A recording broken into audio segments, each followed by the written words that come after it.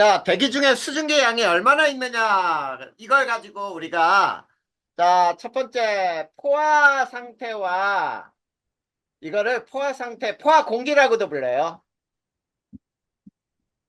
자, 불포화 상태, 이렇게 두 가지로 나눌 수 있는데, 자, 포화 공기, 여기서 포화 공기라고 이렇게 표현을 해보자. 포화 공기라고 하는 것은, 자, 공기 중에 수증기가 최대로 있는 상태. 자, 요거를 우리는 포화 공기라고 부르는 거예요. 또는 포화 상태라고 불러. 자, 이 상태에서는 있지. 자, 응결 속도하고 그 다음에 증발 속도하고 이 두 가지를 비교할 때, 자, 응결은 수증기가 액체로 변하는 거고 증발은 액체가 기체로 변하는 건데 이 두 개의 속도가 같을 때 이거를 우리는 포화 공기라고 부르는 거예요. 그 다음에 두 번째 불포화 공기는 수증기가 더 들어갈 수 있는 상태예요. 수증기가 더 들어갈 수 있는 상태야. 자, 수증기가 더 들어갈 수 있다 그랬으니까 응결 속도하고 증발 속도 누가 더 크겠니? 연결이요? 여러분 맞아요. 증발 속도가 더 커요. 그래서 자, 액체가 기체로 변할 수 있다 이런 얘기야. 이것을 우리는 포화, 불포화 이렇게 나누는 거예요. 이해됐어? 네. 그래. 그렇다면은, 자, 우리가 여기서 포화 수증기량이라는 거를 배울 거야. 자, 그러면 두 번째. 포화 수증기량이라는 것은, 자, 이건 뭐냐면, 어떤 온도에서, 잡아, 어떤 온도에서 포화 상태의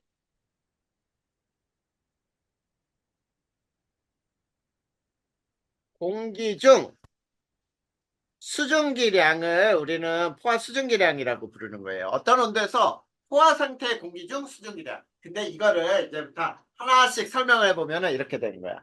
포화 수증기량은 온도가 높을수록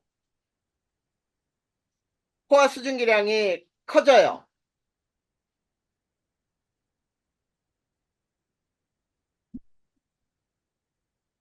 자, 포화 수증기량이 증가하고요.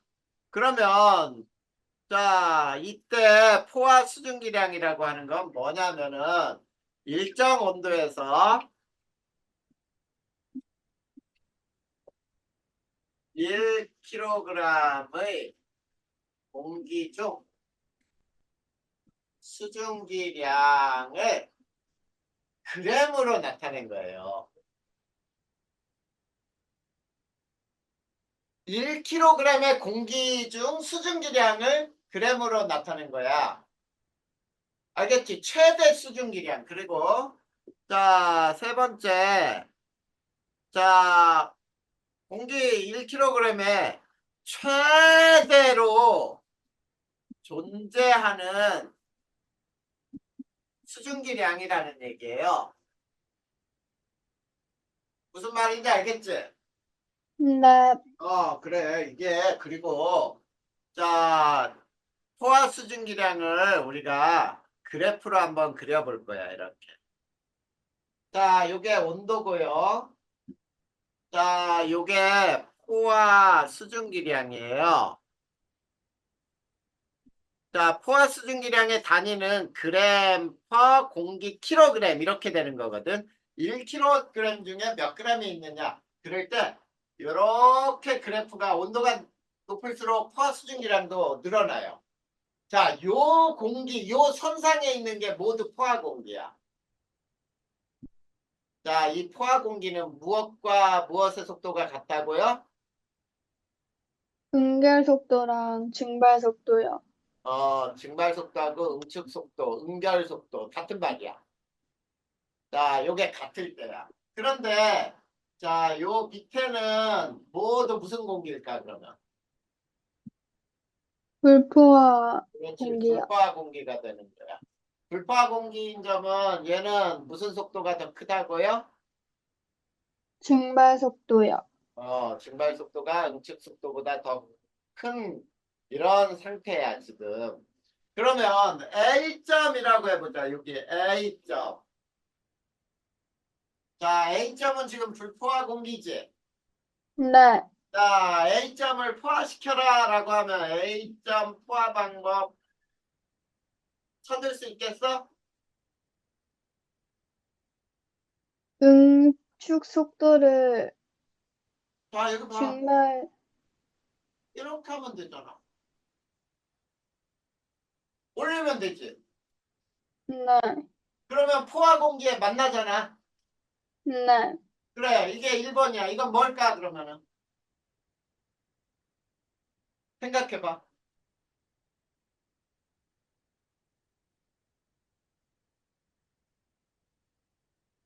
수증기를 공급하면 되지. 네. 수증기량이 늘어난 거잖아. 그 다음에 이번에는 이렇게 해도 만나지. 네. 그러면 2번은 뭐겠어? 수증기를 빼요. 에? 수증기를 빼면 수증기량이 더 줄어들었는데 포화가 돼? 어, 아, 야, 공기를 이 그래프 빼요. 잘 봐봐. 이게 X축이 뭐야? 온도를 낮춰요. 그렇지. 냉각시키면 되죠. 온도를 낮춘다. 맞아. 이렇게 하면은 불포화 공기도 포화가 되는 거야. 무슨 말인지 알겠어? 네. 자, 그러면 선생님이 이제 여기서 응결량을 계산하는 방법을 선생님이 한번 얘기해 보자. 자, 응결량 계산. 자, 이게 어떤 뜻이냐면 응결량 계산하는 방법은 현재 수증기량에 빼기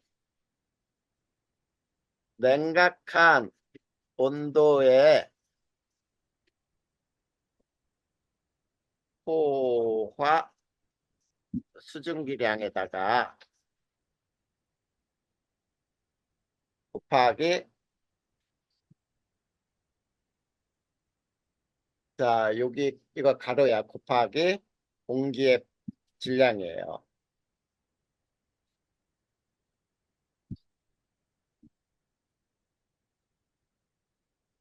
자 요렇게 하면은 응결량이 계산돼. 자 응결량이라는 건 뭐냐면 우리 이런 현상들 봤지? 겨울에 창문을 딱 이렇게 뭐야 커튼을 치웠더니 유리에 잔뜩 물방울들 맺혀 있는 거 혹시 본 적 있어? 네. 그리고 또 여름에 차가운 얼음 콜라나 뭐 이런 게 담겨 있는 컵 표면에 물방울 막 맺혀 있지. 네. 그때 물방울이 얼마나 맺혔을까? 이거를 계산하는 방법이거든. 자, 그러면 이제 얘를 선생님이 표를 가지고 얘를 그려볼 테니까 한번 봐봐. 자, 이렇게 돼 있는데 이거는 온도, 요거는 포화 수증기량. 자, 그 다음에 여기에 A, 여기는 50도씨. 그 다음에 여기는 20도씨. 여기는 8, 여기는 15,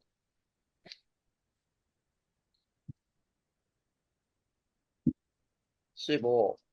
그 다음에 여기는 30 이렇게 있다고 보자. 자, 문제를 낼 거예요. 50도씨에서 A 상태의 공기 5kg을 20도씨로 냉각시 응결되는 수증기량은 얼마일까? 이런 문제 풀 수 있겠어? 음, 자, 위에 공식 봐봐. A 공기의 현재 수증기량은 얼마야? 15요. 그렇지, 15잖아. 그리고 냉각한 온도가 몇 도야? 20도요. 그때 포화 수증기량이 얼마야? 8이요. 그래, 그러면 위에 공식대로 15에서 8을 빼. 이거는 공기 1kg일 때지. 아, 네. 근데 공기 몇 킬로그램을 냉각했어? 5kg요. 그래, 이렇게 하면 되지. 뭐가 어려워? 그러면 얼마냐? 35요. 35g의 수증기가 물방울로 떨어지는 거예요. 어려워? 아니야? 그래, 이렇게 계산하면 되는 거야. 알겠지? 네. 그럼 여기에까지 어려운 거 있어? 아니야? 그러면은 그 밑에 이제 이슬점 나오죠? 네. 이제 이슬점 들어갈 거야. 이슬점. 세 번째. 자, 이슬점이 뭘까? 이슬점. 아, 되게 간단하게 이슬점? 이슬이 생기는 온도예요. 이슬이 생기는 온도. 자, 이슬이 생기는 온도를 응결이 시작되는 온도라고 부를 수 있어. 이제 자, 봐봐. 이슬이 생기는 온도를 자, 이렇게 되는 거야. 응결이 생기는 온도. 이것도 똑같은 말이에요. 자, 그러면 자, 불포화 공기를 냉각할 때 포화 공기가 되는 온도가 또 있을 점이에요. 자, 포화 공기가 되는 온도가 있을 점이고, 그 다음에 있을 점은 공기 중 수증기량이 많을수록 있을 점이 높아요. 지금 자, 책에도 없는 말들이 막 써질 거야. 자, 그 다음에 네 번째. 자, 있을 점은 상대 습도가 100%가 되는 온도예요. 상대 습도가 100%가 되는 온도를 또 있을 점이라고 하고, 그 다음에 있을 점은, 자, 또 이런 거야. 증발 속도와 응결 속도가 같을 때 온도.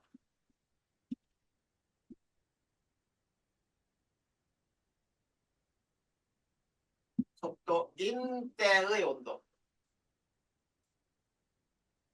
자, 그 다음에 여섯 번째, 또 있을 점은 뭐라고도 부르냐면, 있을 점의 일변화.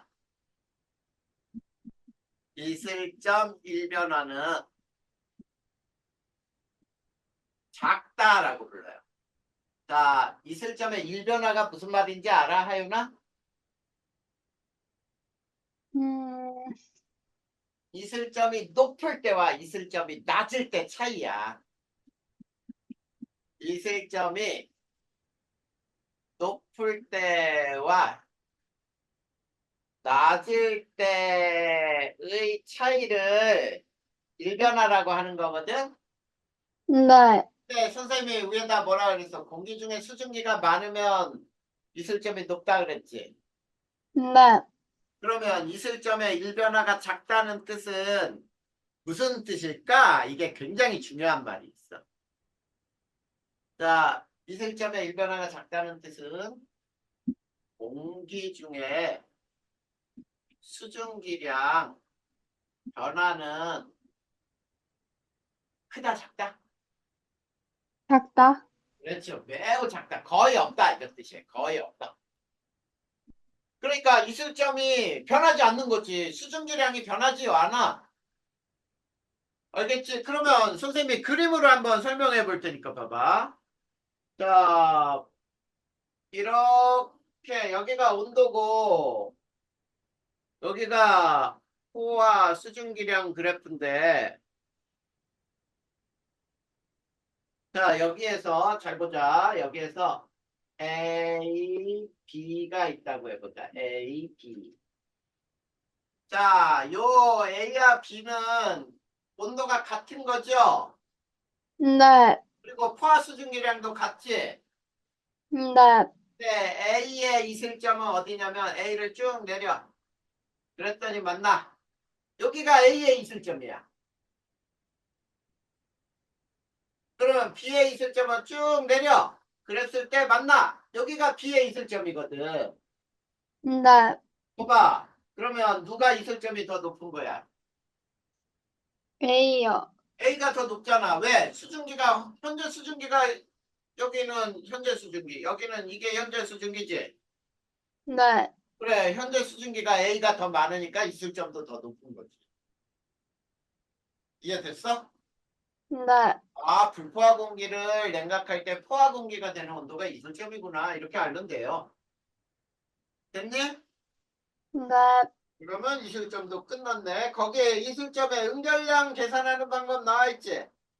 네, 실제 수증기량에서 냉각한 온도의 포화 수증기량을 빼면 응결량이다. 거기에 냉각한 공기의 부피까지 곱하면 더 쉽게 계산되겠죠?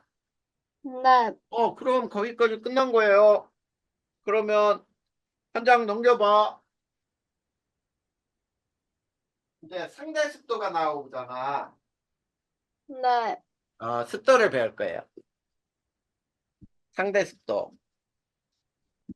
우리가 습도가 높다, 낮다 이런 말 많이 쓰죠? 네, 절대 습도라는 말도 있는데 이 절대 습도는 아마 안 배울 거야, 학교에서. 그러면 안 배우면 그냥 넘어가도 돼. 절대 습도는 자, 공기 1kg 중 수증기 총량을 그램 수로 나타낸 거예요. 포화 상태인지 아닌지 몰라. 그냥 공기 1kg 속에 수증기가 얼마나 있을까 이거야. 근데 공기 중 수증기량 변화가 크다 그랬어? 작다 그랬어? 작아요. 그러면 절대 습도의 일변화도 클까 작을까? 작아요. 일변화가 작아요. 왜 그러냐면 공기 중에 수증기량 변화가 거의 없으니까 이런 뜻이야. 근데 이제 상대 습도가 중요한 거야. 이게 상대 습도가 우리가 말하는 습도는 대부분 일반적으로 말하는 습도거든. 네, 일반적으로 말하는 습도를 우리는 상대 습도라고 불러. 그리고 이 상대 습도는 뭐라고도 부르냐면 포화 수증기량에 대한 현재 수증기량의 백분율이에요. 백분율.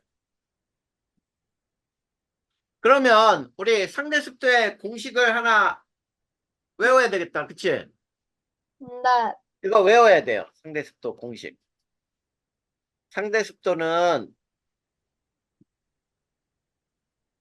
포화 수증기량 분의 현재 수증기량 곱하기 100 하면은 퍼센트로 나와요. 알겠니? 네, 근데 상대 습도에서 자, 일반적으로 상대 습도는 기온과 대체로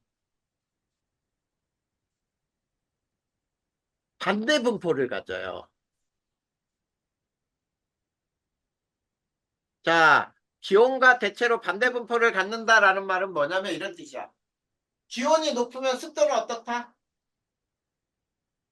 낮, 낮다. 아니, 높다. 낮다? 아니야. 낮다. 낮다. 아, 낮다. 네. 반대로 가는 거니까 기온이 높으면 습도는 낮다. 그러면 기온이 낮으면 습도는 높다. 이렇게 돼야지. 근데 이게 왜 그런지 봐봐. 왜 그런지. 자, 상대 습도 공식에 따라서 봐봐. 변할 수 있는 게 뭐야? 음,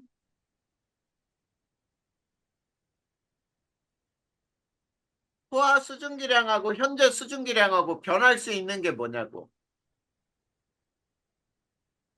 포화 수증기량이요? 그렇지. 포화 수증기량이 변하지. 왜? 걔는 온도에 따라 커진다 그랬잖아. 근데 현재 수증기량은 우리 계속 얘기하잖아. 현재 수증기량은 거의 안 변해. 이렇게 얘기했잖아. 그러니까 네. 이렇게 되는 거야. 기온이 높으면 포화 수증기량은 커지죠. 네. 커지지만 현재 수증기량은 어때? 작아져요? 아니. 거의 아, 변하지 않는 변화가 없어요. 거지. 네. 현재 수증기량은 거의 변하지 않으니까 상대 습도는 어떻게 된다? 낮아진다. 분모가 아, 커지면 네. 줄어들 거 아니야. 네. 이렇게 되는 거예요. 그거 어려워? 아니요. 안 어려워요. 잘 생각하면 돼. 자, 그래서 우리가 이렇게 나오는 거야. 자, 온도가 일정하잖아. 네. 자, 온도가 일정할 때는 자, 공식에 의해서 포화 수증기량이 어때?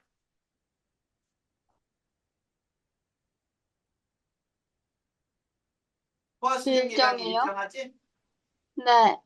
또는 포화 수증기량이 같단 말이야. 온도가 같으면은. 네. 그러면은 이렇게 되잖아. 현재 수증기량이 많을수록 어때요? 습도가 커져요. 높죠? 네. 그래. 근데 이번엔 두 번째. 자, 이번엔 현재 수증기량이 같을 때.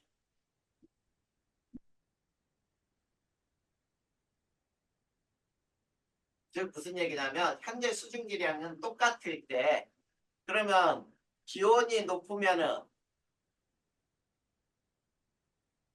포화 수증기량이 아까 써준 대로야. 포화 수증기량이 커서 상대 습도는 어때? 작아져요. 습도가 낮다. 이렇게 하면 되겠지? 네. 맞아요. 이게 바로 이 습도에 대한 설명이야. 거기 설명 나와 있잖아. 그 밑에 기온이 일정할 때, 현재 수증기량이 일정할 때 이런 두 가지 나와 있네. 네. 그 설명한 거예요. 별거 아니야. 네. 이 공식을 잘 생각하면 되지, 이 공식. 자, 이게 분모가 일정하면 이게 클수록 얘도 커지죠? 네. 그 다음에 포화 수증기량이 작을수록 얘도 커지죠? 네. 그런 뜻이거든. 알겠어? 네. 그래서 이제 기온, 습도, 그 다음에 이슬점의 그래프를 선생님이 이제 한번 쫙 생각해 볼까. 그럼 다 끝난 거예요, 거기도. 자, 우리 이렇게 그래프를 봐봐. 요게 시간이야, 시간. 자, 시간에 따라 너 기온이 제일 낮을 때가 언제인지 알아?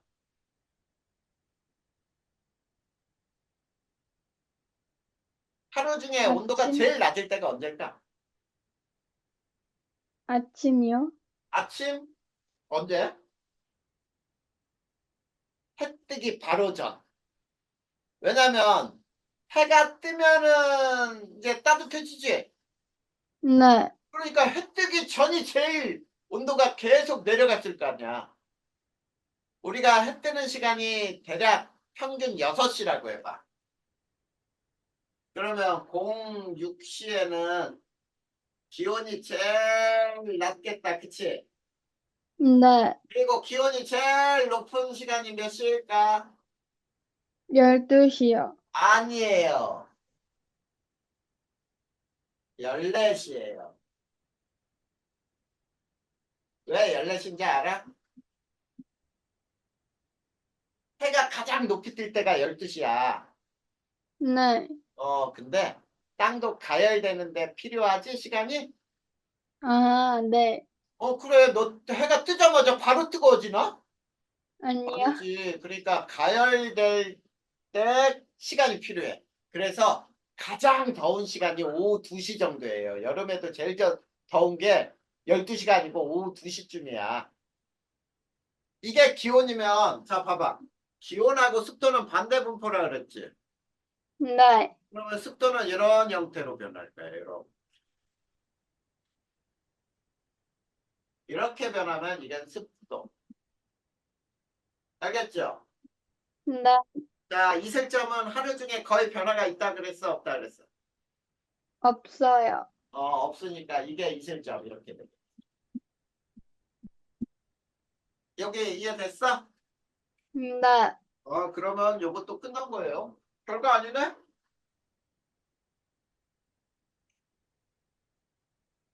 이해됐어요? 네. 그러면 이제 또 뭘 볼 거냐면, 자, 한 장 넘겨보세요. 구름은 이제 날씨를 배울 거야, 이제부터. 날씨를 배우는데, 제일 먼저 배우는 게 구름에 대해서 먼저 배울 거예요. 구름. 하연아, 구름이 뭔지 알아? 그 어? 수증기로, 수증기야? 수증기, 너 수증기가 수증기 눈에 모여서 보여, 안 보여? 안 보여요. 안 보이는데 구름은 눈에 보여, 안 보여? 보여요. 그러면 구름은 수증기야, 아니야? 아니에요. 그거 아니지. 구름은 수증기가 아니고 물방울이야. 아주 작은 물방울들이 떠 있는 거예요. 그러면 그거를 어떻게 떠 있는지 이렇게 얘기하는 거야. 자, 공기 중 수증기가 응결하면 물방울이 되잖아. 네. 높은 곳에 떠 있는 물방울, 이게 바로 구름이에요. 높은 곳에 떠 있는 물방울. 땅 근처에 떠 있는 물방울은 뭐야, 그게? 그게 수증기요? 아니지. 땅 근처에 떠 있는 물방울이라 그랬는데 그게 수증기야? 야, 땅 근처에 뿌옇게 떠 있는 게 뭐라고 불러? 안개. 아, 그래, 땅 근처에 있으면은 안개라고 부르고, 이게 높은 곳에 떠 있으면은 물방울이라 부르는 거예요. 그래. 야, 근데 있지. 제일 중요한 게, 여기서 만약에 선생님이 이렇게 물어봤어. 하윤아, 이 구름 생성에 필수 조, 필수 조건이 뭘까? 어느 때 구름이 생길까? 이렇게 물어보는 거거든. 그러면 딱 하나 대답해야 돼. 딱 하나. 뭘까? 구름이 생기기 위해서 반드시 일어나야 될 현상이 있어요. 그거는 무조건 이렇게 대답해. 공기의 상승이요. 자, 선생님이 이걸 알려줬으니까 이제 무조건 대답할 때 그렇게 하는 거야. 구름이 생기려면 네. 어떻게 돼야 된다고? 공기의 상승이요. 그러면 이제 거꾸로 대답해봐. 구름이 생기지 않는 곳은 어느 곳? 낮은데? 낮은 데가 아니고 다시 공기가 하강하는 곳. 그걸 거꾸로 생각하면 되게 쉽잖아. 자, 구름이 생기는 곳은 어떤 곳이라고요? 공기가 하강하는 곳이요. 다시 구름이 아, 생성되는 곳은 공기의 하강, 또. 하강이 아니고, 구름이 생기는 곳은 어떤 곳이라고? 아, 공기의 상승이요. 그래, 공기가 상승하는 곳, 이렇게 대답하란 말이야. 그러면 네, 구름이 생성되지 않는 곳은 어디라고요? 공기의 하강이요. 공기가 상승하지 않는 곳, 특히 공기가 하강하는 곳은 구름이 생길 수가 없다는 뜻이야. 그래, 그렇게 대답하는데 뭐가 어려워. 그러면 과정을 볼 거야. 이 과정은 책에 잘 안 나오는데, 과정은 그래도 알아야 돼. 자, 그러면 과정을 보면 공기가 상승하잖아. 그러면 주변 기압이 하강을 해요. 자, 주변에 공기가 줄어들면서 기압이 하강하면 공기가 단열 팽창한다고 불러. 올라가던 공기가 팽창을 해요. 우리 헬륨 풍선을 띄워놓으면 어떻게 되는지 알아? 올라가요. 올라가다가 결국 어떻게 돼? 터져요. 터져요. 왜 터져? 그 기압이 풍선이 커져. 높아서. 네, 풍선이 점점 올라갈수록 부풀어요. 그게 왜 네, 그러냐면 주변에 압력이 공기가 적어지니까 기압이 낮아지면서 올라가던 풍선이 터져갖고 떨어지는 거야. 결국 그 풍선이. 자, 이렇게 단열 팽창이야. 그걸 팽창한다고 불러. 그러면 이제 기온이 하강을 해. 자, 기온이 낮아지면 아까 우리 배웠잖아. 자, 불포화 공기도 기온이 낮아지면 포화 공기가 되죠. 네, 그때 온도를 이슬점이라 그러지. 네, 봐봐, 이슬점에 도달하면 응결이 일어나잖아. 응결이 일어나면 이게 구름인 거예요. 물방울이 됐으니까. 알겠죠? 네, 우리 실험을 하나 배울 거야. 어떤 실험이냐면 구름 발생 실험이에요. 자, 구름 발생을 실험을 할 수 있어. 어떻게 하는지 봐봐. 자, 이렇게 둥근 바닥 플라스크에 자, 이렇게 가지가 달려 있어요. 이렇게 가지가. 가지 달린 둥근 바닥 플라스크에 자, 위에 고무마개를 맞고 여기에 이렇게 펌프를 하나 달아. 이렇게 코크가 달려 있는 공기 공기 펌프예요. 또는 공기 펌프 또는 주사기를 달아. 주사기. 알겠니? 네, 그 다음에 여기에 물을 넣고 여기에다가 향연기를 뿌려놔요. 향연기. 향연기. 향이 뭔지 알지? 네, 우리 그 뭐야 장례식장 가면은 그런 막 향 같은 거 불 붙여갖고 꼽아 놓잖아. 네, 그 향에다 불 붙인 다음에 거꾸로 저기에다가 쑥 집어넣었다가 한번 빼면은 거기에 연기가 차요. 그런 향연기를 집어넣는 거야. 근데 이 향연기의 역할이 응결핵의 역할이에요. 응결핵. 응결핵은 응결을 도와주는, 응결을 돕는 물질이야. 돕는다. 자, 즉 수증기가 물방울이 되는 걸 훨씬 더 잘 일어나게 해줘. 근데 이걸 실험을 어떻게 하느냐면 과정은 펌프로 공기를 주입하다 콕을 갑자기 열어요.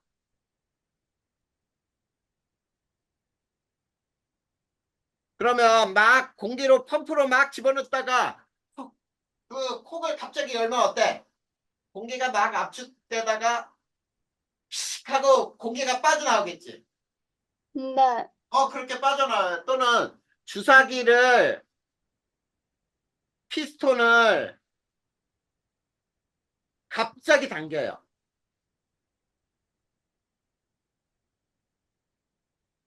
자, 그러면 결과가 어떤 결과가 생기냐면 플라스크 내부가 뿌옇게 흐려져요.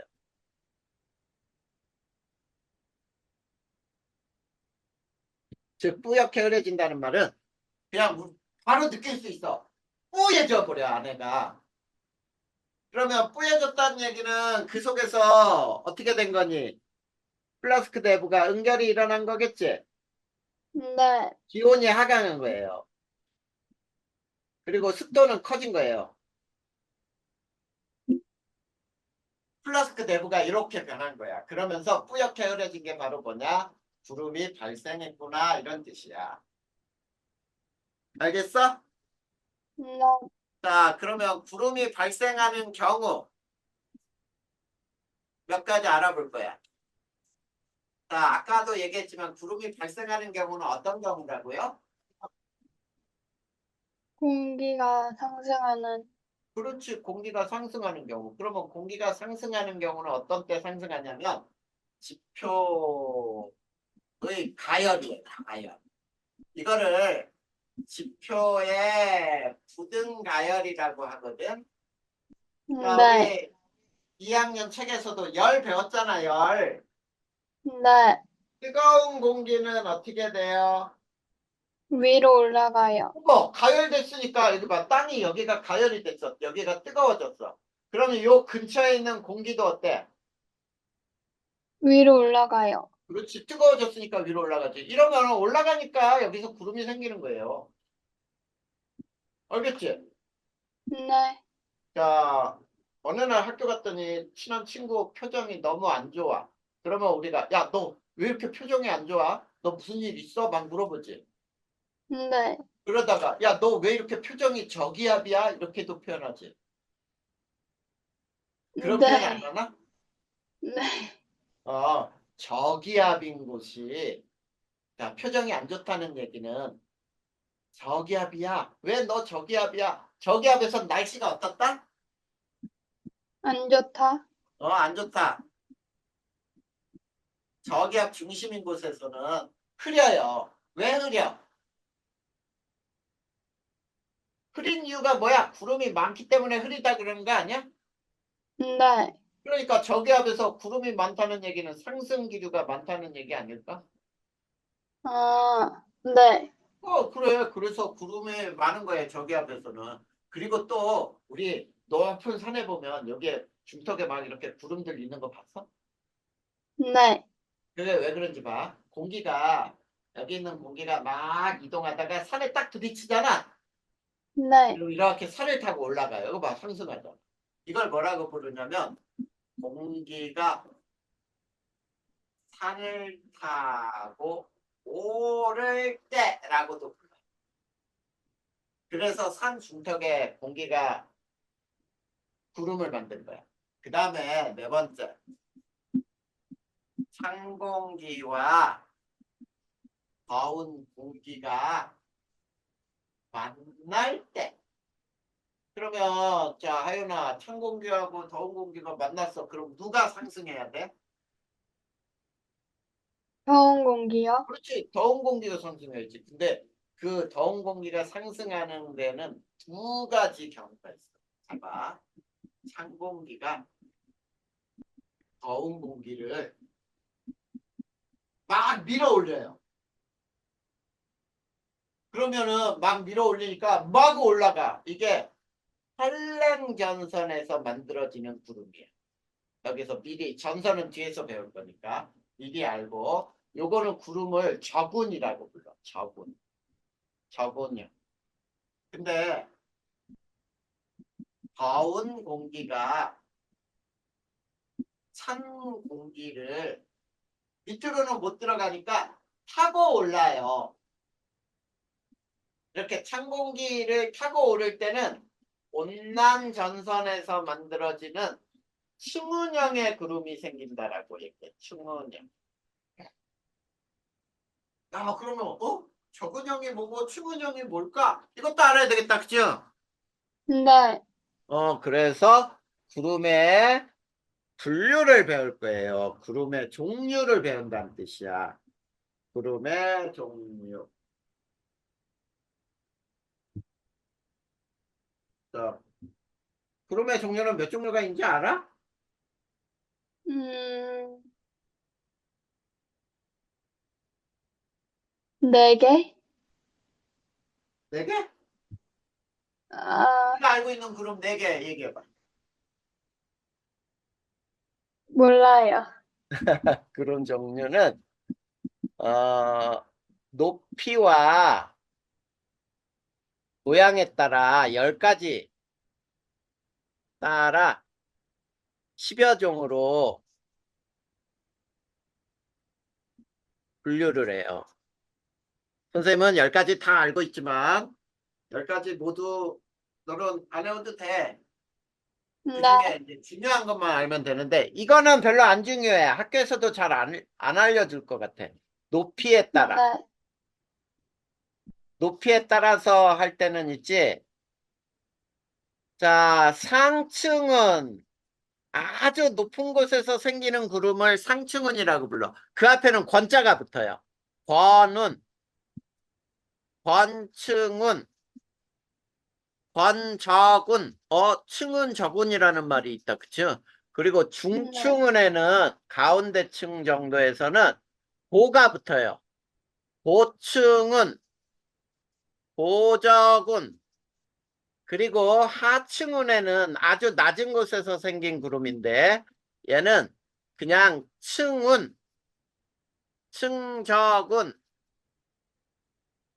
이렇게 8개로 여기서는 7개가 나왔네. 그 다음에 난층운 뭐 이런 것도 있고 뇌우 같이 만들어지는 것도 있고 막 이런 게 있는데 우선 요 정도만 알면 돼. 근데 중요한 건 이게 더 중요해요. 이거 모양에 따라.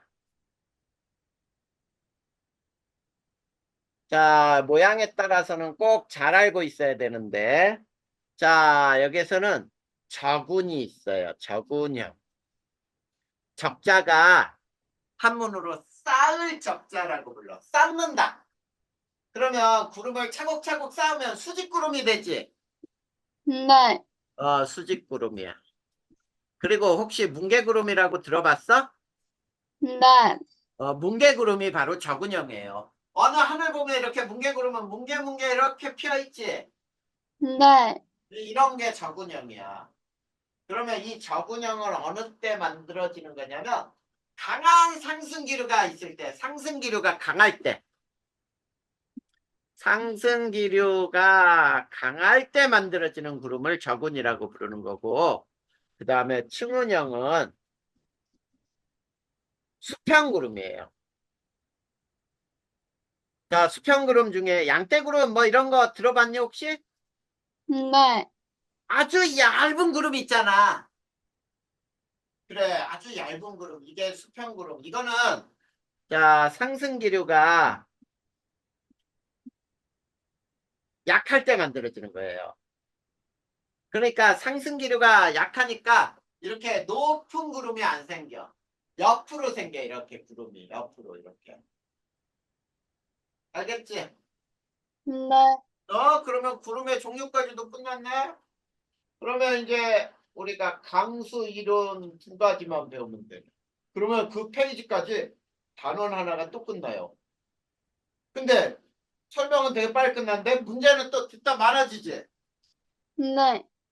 그래. 그거를 단원이 하나 끝나기 때문에 그래요. 자, 한번 또 봅시다. 자, 5번째, 강수 이론. 강수 이론이라는 건 뭐냐면, 눈비가 어떻게 해서 만들어질까? 이런 뜻이에요. 알겠니? 네, 강수 이론. 자, 강수 이론 중에 빈정설이 있어. 자, 빈정설은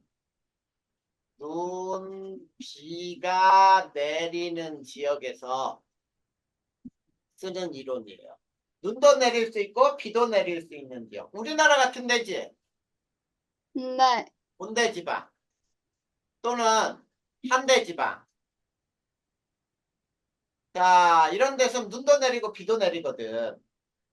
근데 이 빈정설에 의해 내리는 비의 온도는 되게 차가운 비가 내려요. 그래서 찬비 이론이라고 불러. 찬비 이론. 이거 설명할 거야. 근데 두 번째, 병합설은 비만 내리는 지역이야. 자, 비만 내리는 지역, 눈이 안 오는 지역 어디죠? 열대지방 같은데. 그치? 이 열대지방에는 눈이 안 내리고 비만 와요. 1년 내내 온다 그러면. 그리고 여기에서는 네. 따뜻한 비가 내려. 찬비가 안 내려요. 자, 우리 여름에도 있지. 비 쫄딱 젖잖아, 소나기에. 그러면 네. 감기 걸리기도 하고 추워. 왜 그런지 알아? 찬비가 내리니까. 근데 열대지방에서는 비가 와도 비 아무리 맞아도 안 추워. 왜? 비 자체가 따뜻해.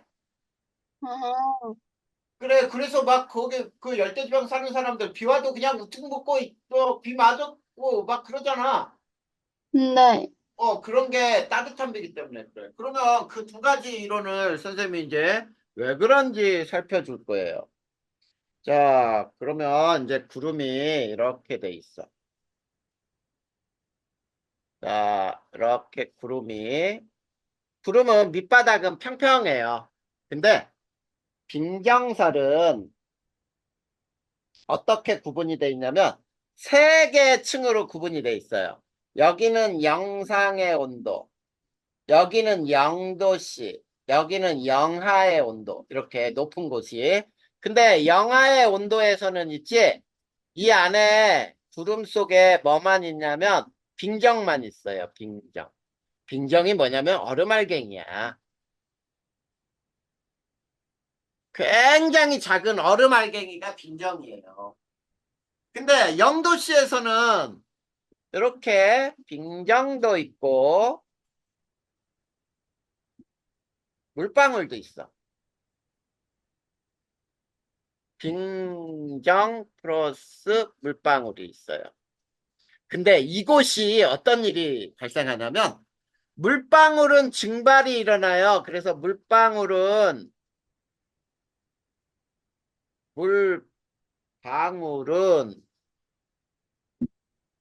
방울은 증발로 감- 작아지고